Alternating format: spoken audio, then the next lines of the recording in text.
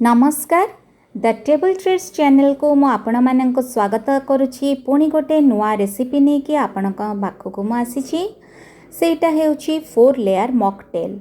एथिपाई कि दरकार पड़ी पाइनएप्पल पाचिला पाइनएप्पल नहीं जोटा कि टिके खटमिट टेस्ट रहिबो खट्टा मिठारे स्वाद भरा पाइनएप्पल सेटा नहीं मु 2 कप नहीं 2 कप नहीं कि से पाइनएप्पल को भल कि ग्राइंड कर नहीं ग्राइंड करके गोटे छणा नहीं कि ताको छाणी दउछि छाणला परे तार जो गर्दा अंशटी थिबो ताको बाहर कर देबे। Pineapple juice ready. एबे गोटे भल पाचिला आंब नहीं पाचिला आंब नहीं कि ताको चामच रे भल कि चारिपटो स्क्रैप करके तार मु पल्प काढिछि। एई पाचिला मिठा आंबर पल्प को से ग्राइंडर रे पुणी मु ग्राइंड करिवि। एठी किंतु ऐड करूछि क्षीर नुह क्रीम भल मोटा क्रीम रो व्यवहार करिछि। पाइनएप्पल जूस आ मैंगो शेक नहीं कि एबे मु रेडी करूछि 4 लेयर मॉकटेल। ताहले आसंतु देखिबा केमिति मु प्रस्तुत करूछि 4 लेयर मॉकटेल।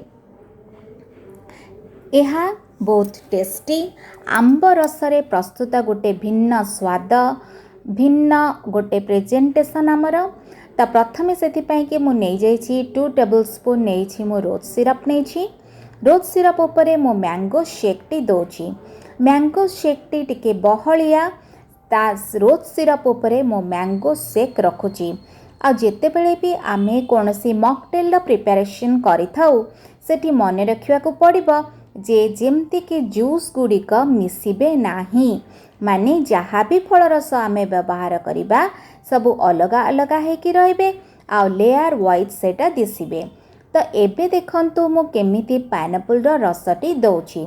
पाइनएप्पल रसटी को एमती देबे चारिपटो चामच रे धीरे धीरे कि देबे सांगे सांग ढाली देबेनी।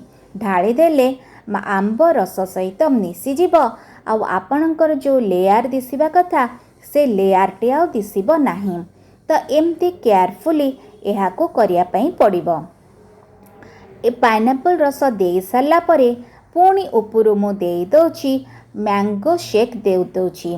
ए जो पाचिला आंब रस मु नेछि आ सेथिरे मु क्रीम देछि सेथि पई कि देखंतु केते सुंदर से दिसुछि। एमती कड़रू देबे पाइनएप्पल उपरे दे देबेनी दे देले ए लेयर टी आपणकर दिसिबो नाही।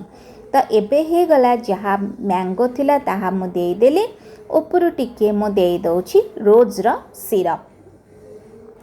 मोर रेसिपी आपण मानकु जदि भल लागुछि ताले निश्चित भाबरे मो चैनल को लाइक करंतु शेयर करंतु आ सब्सक्राइब करि नियंतु। ता उपरे मु दे दउछि एबे कोन दउछि एटा हेउछि केसर पिस्ता आइसक्रीम। केसर पिस्ता आइसक्रीम आपण पिला मानकु जदि भल लागिबा ताले बेसी भी आपण यूज करि परिबे।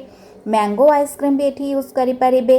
जो फ्लेवर आइसक्रीम पसंद आपण से फ्लेवर आइसक्रीम एठी यूज करि पारिबे। तो जेते आइसक्रीम रा ऊपर देबे सेटा सेते टेस्टी लागिबो।